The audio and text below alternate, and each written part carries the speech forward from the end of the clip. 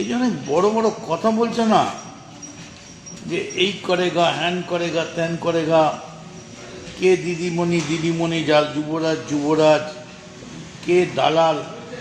সবাইকে আমি চিনি তো। মদন মিত্র ছাড়া সবাই দালাল ছিল, একমাত্র বাপের বেটা ছিল মদন মিত্র। পশ্চিমবঙ্গ কাঁপিয়ে যে লড়েছে সে মদন মিত্র, আর তার পরিবর্তে মমতা বন্দ্যোপাধ্যায় নিশ্চয়ই আমায় ভদ্র ব্যবহার করেছেন, কিন্তু তার হাত দিয়ে কখনো, মানে দুঃখের সঙ্গে বলছি, আই এম সরি। একটা কথা বলি, আমি শুনছি যে এই বললে এরা বেঈমান, ওরা বেঈমান, ওরা এই করতো, ওরা এই করতো। আচ্ছা বলুন তো, মদন মিত্রের মতো রেকর্ড আছে? 27 মাস জেল খাটার পরে 3 ডবল মার্জিন নিয়ে যে জিতে এসছে, বারবার জিতে এসছে। এই যে এখন আমি বেরোবো, কম করে 20টা সেলফি আমায় এই গেট থেকে নিচে নামতে হবে। কই, আমায় তো আমার প্রাপ্যটা দেননি, বড় গায়ে লাগে। আরেকটা কথা অভিষেককে বলি, আমাকে চমকে ধমকে লাভ নেই।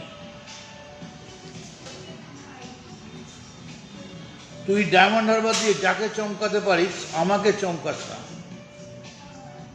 এর কদিন আগেও আমি অ্যাটেম্প টু মার্ডার হয়েছি, আমাকে গুলি চালিয়েছে, so I don't care. It is destined, জন্মিলে মরিতে হবে, অমরকে কোথা হবে। মমতা ব্যানার্জি, অভিষেক ব্যানার্জিকে আমি বলি যে আপনারা বলছেন যা বলুন, আপনাদের চমকানিতে সিপিএম চমকাবে, বিজেপি চমকাবে, মদন মিত্র চমকাবে না। অভিষেক, আপনি তো ক্রিমিনাল, আপনি তো মার্ডারার, আপনি তো পয়সা দিয়ে মার্ডার করেন, আপনি তো সুপারি দিয়ে মার্ডার করেন। You are having a criminal instinct.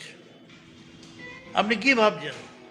আরেকটা কথা বলি, কাল সকালে, এই 21শে জুলাই সকালে কিন্তু আমাদের দুজনেরই মিছিল বেরোবে, একটা মমতা ব্যানার্জির, একটা শুভেন্দু অধিকারীর। আমি মমতা ব্যানার্জিরও নই, শুভেন্দু অধিকারও নই, তবে ওটা কিন্তু চিফ মিনিস্টারের কনস্টিটিউয়েন্সি। ওখানে সকালবেলা বেশি গন্ডগোল হচ্ছে, হলে কিন্তু গুলিগোলা চলবে, বি কেয়ারফুল।